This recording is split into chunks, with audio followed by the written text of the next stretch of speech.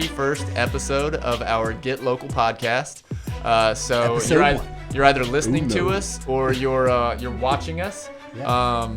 Or both. We have faces for radio, not for video, so we recommend the audio version. But I don't even have a voice for radio. That's the sad part. So I'm JD Mixon, and I'm Michael Hazellief.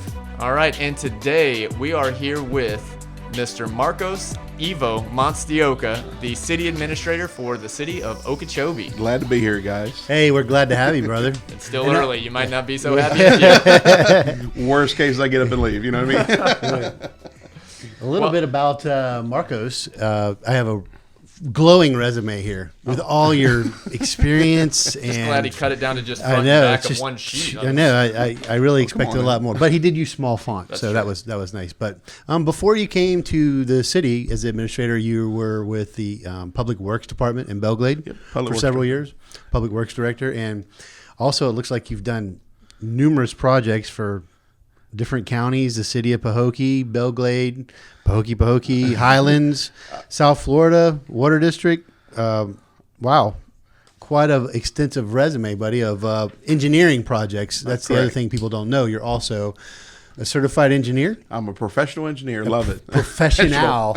And just last year, weren't you the president of the statewide engineering organization? Florida Engineering Society. Florida Engineering Society. So that statewide organization, happy. I'm finally past president. Really great place to be.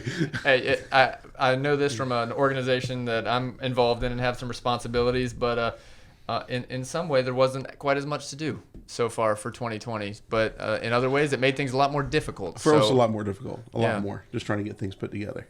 Well, it's exciting to see everything that's on your resume here. It is quite impressive, sir. But question, you're engineers, so you kind of excel in putting things together. So we do. Clearly never worked with an engineer. Just no one. Oh, okay. My bad. It takes more than one. We have to get everybody together to do it. Right. So one thing I'm excited about with you, Marcos, is and just how this is going to work for us. You're our first interview, and we've got so much to talk about that we're planning to break this down into a few different episodes. Yeah. So everybody knows the things that we're going to talk about are the red light that's being installed at 9th Street on 441 North, just north of the railroad tracks. EV, that's electric vehicle charging stations that are right by the City PD and City Hall. The Wawa convenience store. I don't even feel right calling that a convenience store, but the Wawa that's being constructed right there in the middle of town. Improvements that are being made to Flagler Park, and I'm not even going to talk about what all those improvements are because you got to wait around for that episode because there's some cool stuff. It's going to be a lot more than just 10 minutes too. Yeah. Come on. And then also Centennial Park and some of the cool stuff that you got going on over there. So there's a lot of stuff that we're going to be discussing. And again, we're going to break this up into a few different episodes so everybody doesn't have to sit here with us for 6 hours straight. We're expecting 6 hours, right? At least. But if they want to, but it's going to be available, My wife won't hang out with me for 15 minutes, so I don't think we're getting 6 hours. But we want to start this out with a little bit of fun. Let's. No, there's very serious questions up front. Actually, you're right. Very serious questions up front. We need to get these answers clearly defined because it's going to let us know about a lot about you and who you are. Yeah, okay. Yeah. So we'll start off easy. Again, these are hard-hitting questions. We had these come in from all over the room. If you were stuck on an airplane for 8 hours, who would you want to be stuck with and why? And if you say your wife, you literally have to leave. Cannot be a family member. Has to be someone in history. Really? Yeah. Yeah. Oh, I'll tell you what. I don't know. That's a good one. Won't be Amelia Earhart, I tell you that. So I don't know. My guess would be just a decent pilot because I can handle being on the plane for 8 hours with a pilot. So engineers think different, man. Oh. You're wanting to know what's going on with the plane. I want to know, are we going to land? Or, when do I get my Mai Tai? Or a stewardess? I mean, I guess my wife's not going to be happy about that. Yeah. But I'm not going to argue. Or it's a flight assistant. I'm sorry. It's a flight assistant. I apologize. Hey, and actually, we should back up for a minute. Is there anybody anything else you want to tell us about yourself? Anything about family? Actually, the one thing I was going to say, and you brought it up, was my wife. My wife's been there. She's kind of been my rock with everything that has gone on past-wise. And I got my 4 little happy kids. Evan 7, Kyle 9, Miliani 11, and Catherine 12. So my whole little tribe coming at you. Excellent. And in case there's any curious watchers, viewers out there, I am not actually sponsored by Topo Chico, although some people in my life think I am. But I feel like I should just point that out. So you never know. It's Could be a start. It's important. Yes. Hey, Topo. Talk to me. He's calling. Talk to me. All right. Next, another very important one. What's your spirit animal? My spirit animal, dude, it's got to be a bear. Look at me. I mean, I am a teddy bear at heart, bro. So yeah, my spirit animal definitely has got to be a bear. And I don't mean like an evil grizzly rawr bear. It's going to be like just a happy poo bear. I've seen you at the regatta, so yeah, I think a bear is perfect for you. I think By the way, JD, I want to point out, we told him to come relaxed. He came in, his collar was all buttoned up, no tie, and then we said that wasn't quite relaxed enough, so he I even did a button. I know. Well, he wants to show off the gold chain. Released a little gold bling. Nice. Yes. All right. If you, this is, I don't even know if you'll even have a choice for this one. If you could eliminate one food so no one could eat it ever again, what would you destroy? Wow. The hard hitting questions. This is a serious podcast, everybody. I was going to say, literally. That's serious stuff, you know? Yeah. Oh, man, I get tofu, bro. Sorry. Tofu, man. Give me real meat. Man. I'm good. Holly is going to be mad. Oh, wow. Hey, I want real protein, bro. Man, you can get I didn't say black beans. See, but I love black beans, so you can't go that far. You're right. You can get protein other way. I know. I had black beans and rice for dinner last night out by the campfire. Nice. Little camping. It was pretty good. I eat it straight up. It was pretty good. No, My sister and I eat it straight out the can. Just saying. That's pretty good. Yeah, Holly made black beans and rice for dinner last night. It was pretty good. Yeah, awesome. We lit it up with some hot sauce.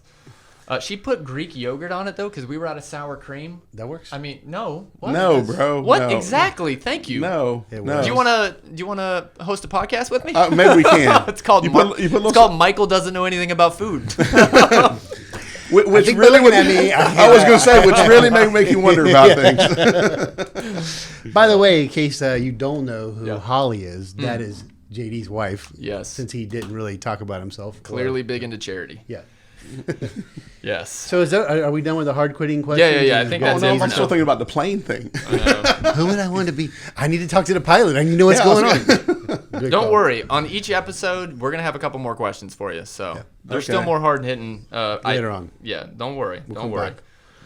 So let's just get right into the red light at 9th Street because, man, if you've lived in Okeechobee for any amount of time, you've probably wondered, hey, why is there not a red light here? Okay. So, and I'll do a little background Yeah. because I know you guys, you asked me to talk about this one.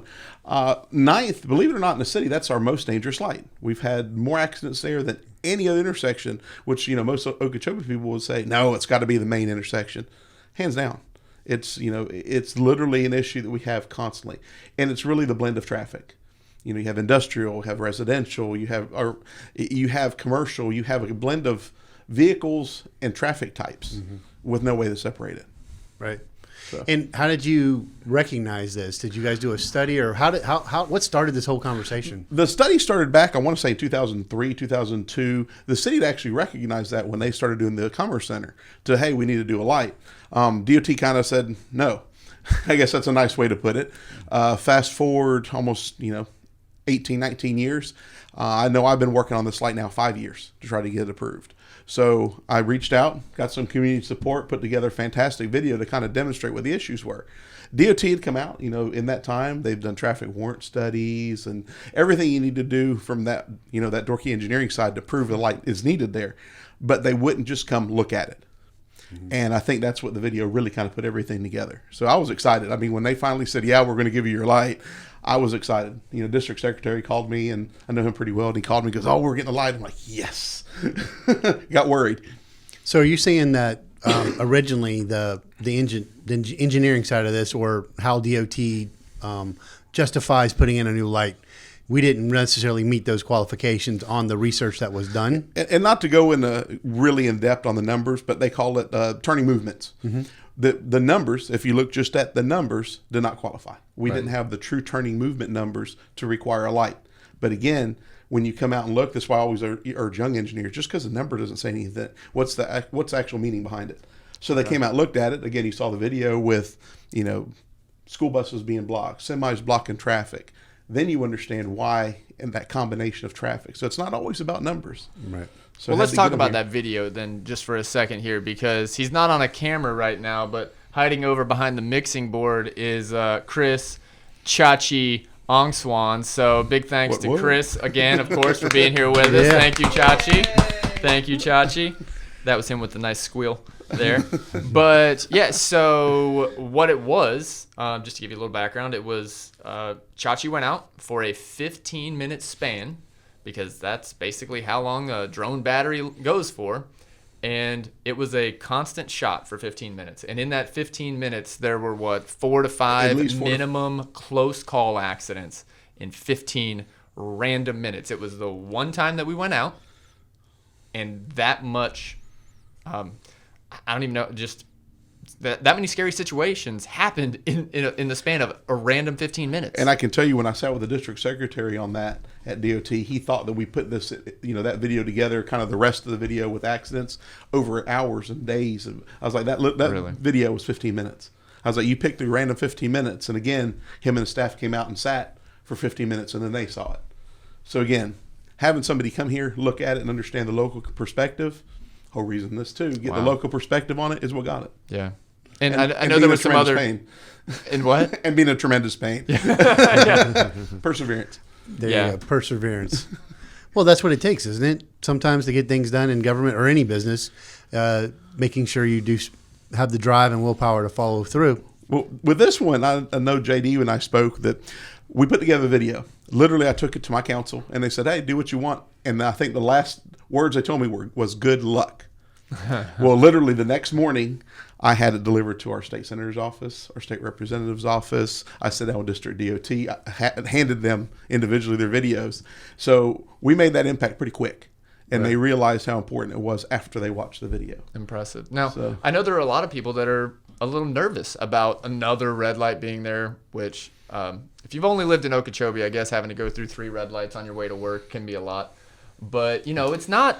It's only one extra red light, but there are definitely people concerned about that slowing them down, or how that's going to affect the railroad crossing there. What can you say to that? Well, there's going to be a railroad's going to have a signal as well. Okay. So, I mean, when it comes through, I think safety's paramount.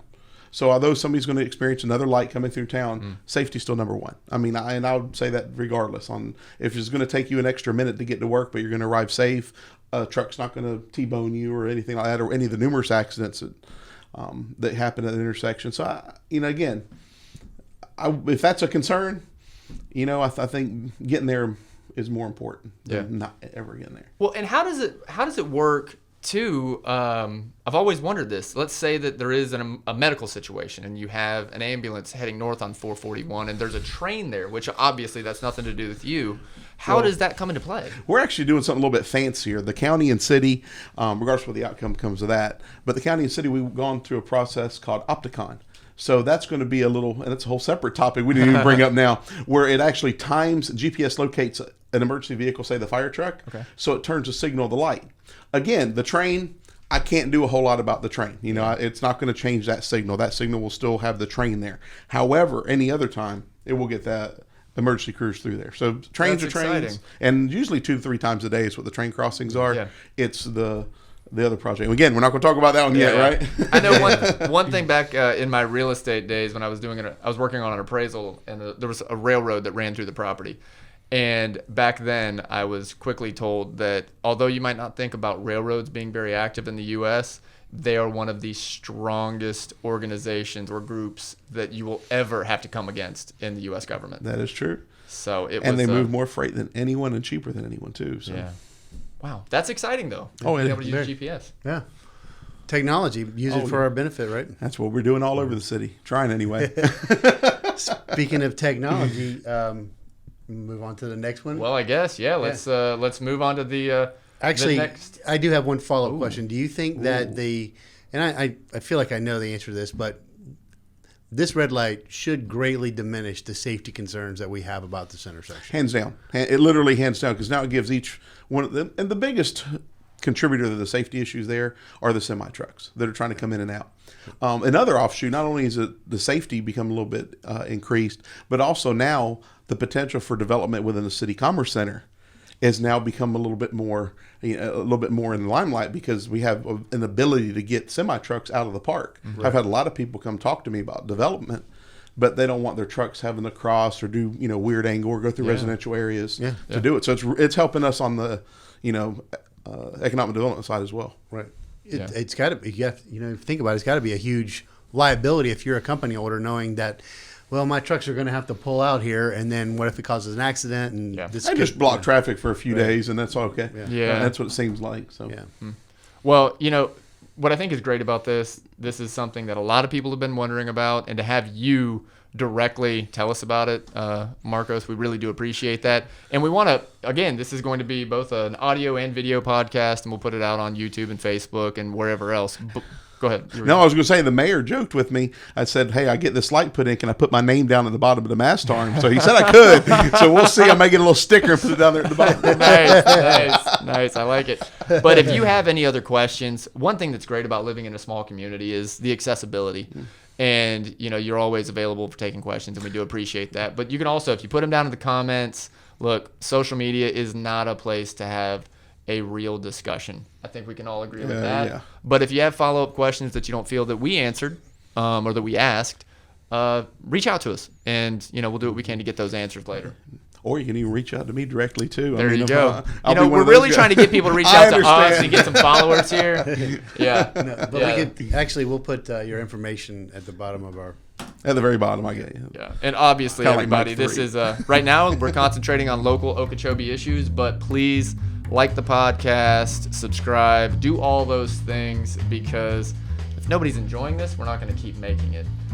Actually, that's not true. We're going to enjoy it because we want to learn more. So hey, you for us. Yeah. You've already got a subscriber right here. Thank you. There we go. Nice. We got one. Chachi hasn't made his mind up yet. He's like not so sure yet. Yeah, he's been Snapchatting the entire time over there. Yes. All right. So we are going to move on to the next topic. And so everybody that listened to the first one, thank you very much. And we're going to get ready and stick with us for round number 2. Sound good?